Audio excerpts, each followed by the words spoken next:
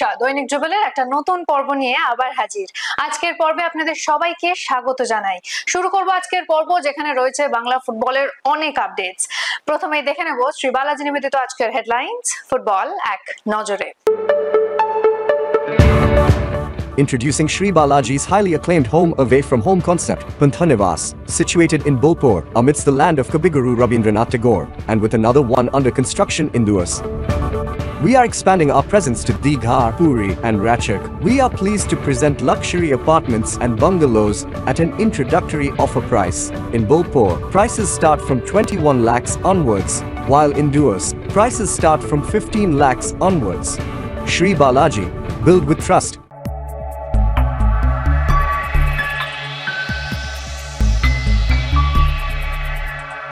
AFC ম্যাচে আরকাদাগের মুখোমুখি east Bengal.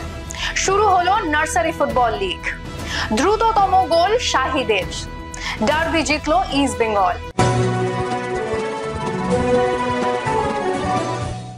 চলে আসি বিস্তারিত খবরে।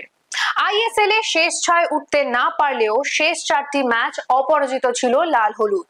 এবার অন্য মঞ্চ।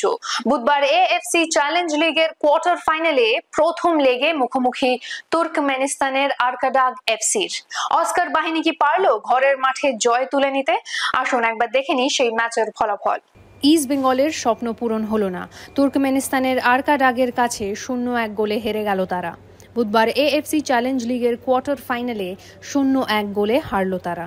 খেলার 9 মিনিটে গুরবানভ এগিয়ে দেন অতিথি দলকে। পরে একাধিক সুযোগ সত্ত্বেও ইস্টবেঙ্গল সমতায় ফিরতে পারেনি। আগামী বুধবার ফিরতি ম্যাচে সেমিফাইনালে উঠতে গেলে শুধু জেতা নয়, ব্যবধানও বাড়াতে হবে লাল হলুদকে। শুরু হলো নার্সারি ডিভিশনের খেলা। বুধবার নার্সারি বি গ্রুপের সাউথ জোনের খেলায় জেফা মাঠে মহেশতলা ফুটবলার্স অ্যান্ড এসএলএফ ও যাদবপুর এক্স ফুটবলার্স এর খেলাটি 1-1 গোলে ড্র হয়। চাকধীর মিলন সংঘ মাঠে বিষ্ণুপুর ফুটবল কোচিং সেন্টার 11-1 গোলে হারালো বিবেকানন্দ স্পোর্টস একাডেমিকে।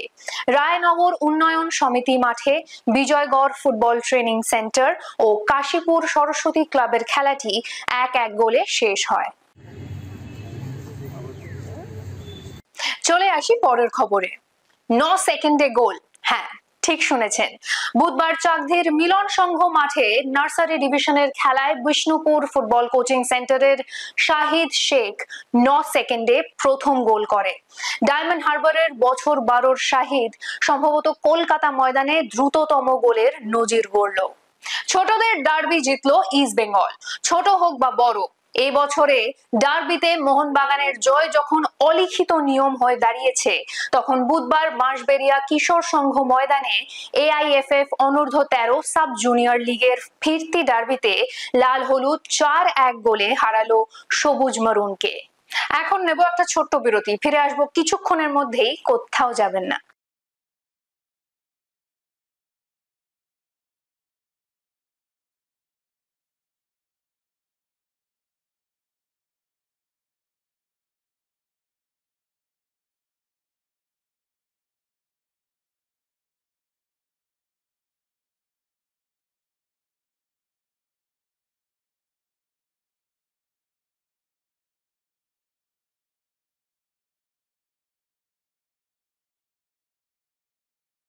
ফিরে এলাম সঙ্গে নিয়ে ফুটবল কুইজ মগজাস্ত্র।